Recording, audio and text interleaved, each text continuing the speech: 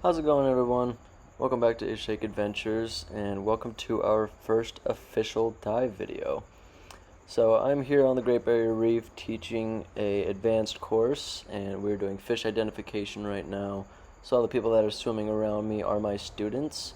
Basically, the advanced course lets you go down to 30 meters. We master our buoyancy, and then we'll also get to do some fish identification. So very fun course, one of my favorite to teach. We are here on Flynn Reef, I believe, and a dive site called Ski Slopes, mainly because it's just a little seamount with a wall, and they have patches of sand that sort of go down the seamount all the way down to about 45 meters, making it look like a ski mountain. So very cool dive site. I absolutely adore this dive site. Every time we go there, we just see mass amounts of fish like you're seeing right now. And yeah, it's always such a fun dive. I am going to say in advance, I'm sorry that it is so blue. I'm learning on how to film underwater and stuff like that. I just didn't have my settings right. I am going to get a red filter for my camera just so that you guys can truly be able to see what I'm seeing, because the Great Barrier Reef is one of the most colorful reefs I've ever been on, hands down, and I want to show you guys what I see, because it's incredible and I absolutely love it.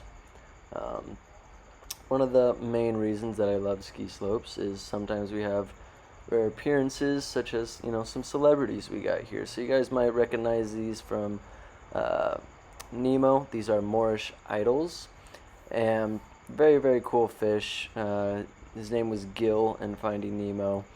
Obviously doesn't have all the scars and is not as bad as Gil in Finding Nemo, but still absolutely gorgeous fish. I followed these guys for another 30-40 seconds after, but I just felt like I was disturbing, so didn't record it for too much longer. Then, as soon as we were done seeing that, we see this guy right here swimming over the top of the reef. So if you just look at the top right there, 3, 2, 1, bam. That is a black tip reef shark. All right, pretty rare during the day, but during our night dives, we see sharks all over the place. This was just another little cove. I thought it was pretty cool, just to get some film. And then right there, I thought I might add it in, but that is a feather star or crinoid. Very cool little thing. They can attach to that coral, and they can also detach and then basically free swim throughout the reef. I highly recommend you go look up a video of a crinoid free swimming or a feather star swimming. It's insane looking.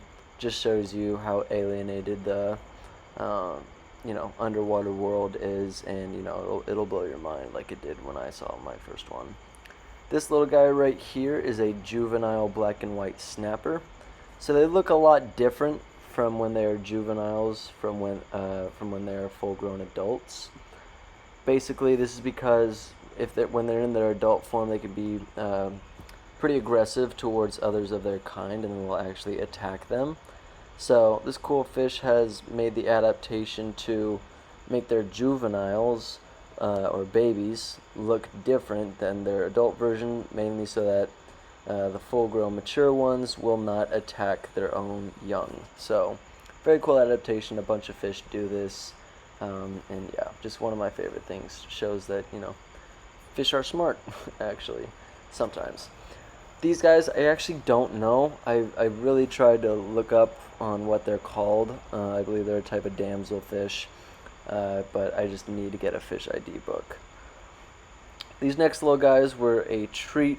So these are harlequin filefish, and first time I ever saw these guys was actually on a t-shirt that I own, and they looked so bizarre and just so otherworldly. I thought the person who was making the t-shirt was just, making a cool little fish and didn't know what they were talking about. And I was just like, yeah, that's not a fish. It's made up. And then sure enough, I saw these three guys. I was like, wow, okay, I guess I can wear that t-shirt out and about nowadays. So yeah, those guys were really cool. Big treat. Speaking of big treats, we have some giant clams. So these guys are absolutely massive. They're not your little like oysters or other types of bivalves. These guys are massive. They live up to their name and are just gigantic. The biggest one I've seen was at Gordon's, another one of our dive sites, and the thing was literally like as big as me, and I'm 6 foot. So last little treat right here, we have a nudibranch. This one in particularly is called the knobbed sea slug, and I love finding nudibranchs. They're so in your face here.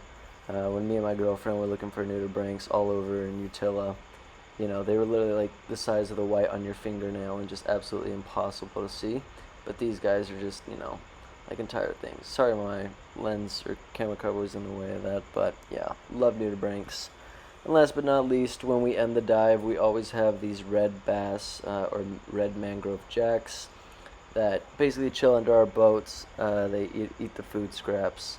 Trevally also will hang out under there. So, yeah, that's pretty much all I got. Thank you guys so much for watching. Sorry this one was a little short, but working on it. Also, I just want to get you better dive footage. But yeah, thanks for watching. See you guys in the next one.